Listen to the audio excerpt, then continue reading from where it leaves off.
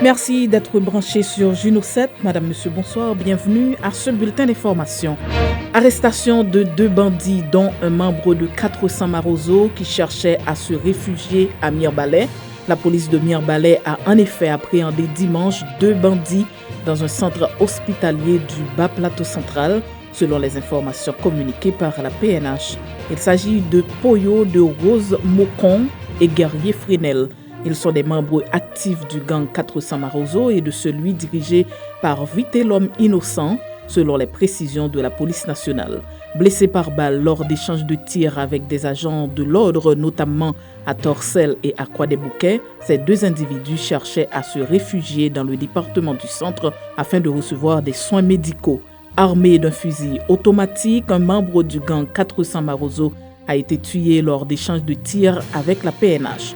La police nationale d'Haïti a informé que le nommé Ricardo Charles a été mortellement blessé le 14 mai dans l'après-midi lors d'une opération à Ambapican, une localité de la commune de la Croix-des-Bouquets. Le hors-la-loi échangeait des tirs avec l'unité départementale de maintien d'ordre UDMO alors qu'elle menait une opération près du marché public de la commune.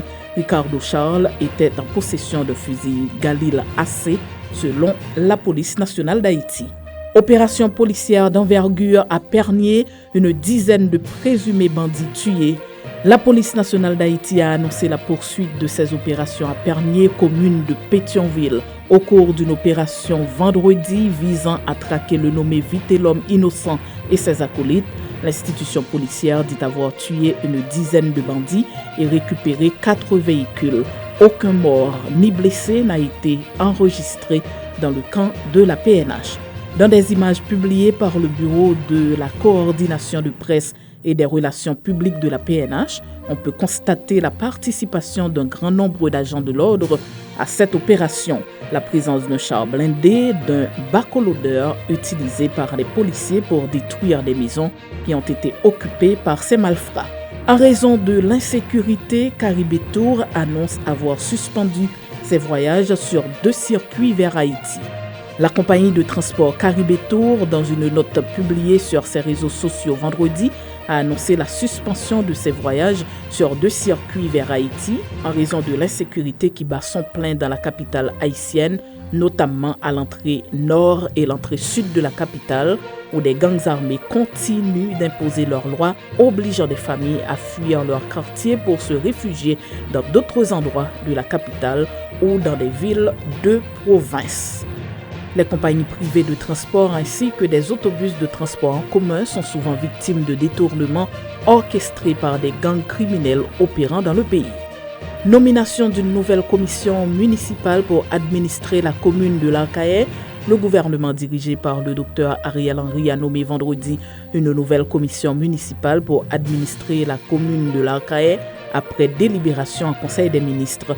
Un arrêté signé par le chef du gouvernement et l'ensemble de ses ministres a été publié dans le journal officiel Le Moniteur à cet effet. Selon cet arrêté, ce sont les citoyens Jean-Edner Gilles, président, Jean-Hervé Saint-Ville et Charlène Noël, membres qui assureront la gestion de la cité archeloise jusqu'aux prochaines élections.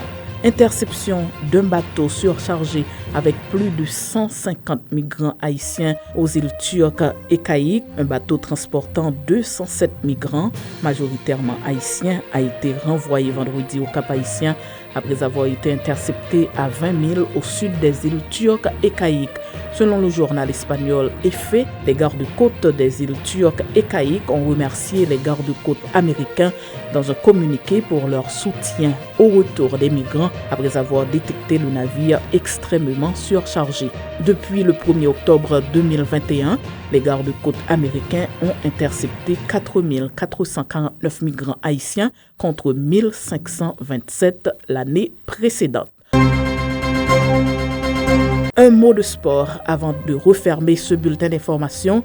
Le Real Madrid a dévoilé son nouveau maillot domicile pour la saison à venir. Le Real Madrid, champion d'Espagne, portera un maillot blanc aux bandes violettes à domicile pour la saison 2022-2023.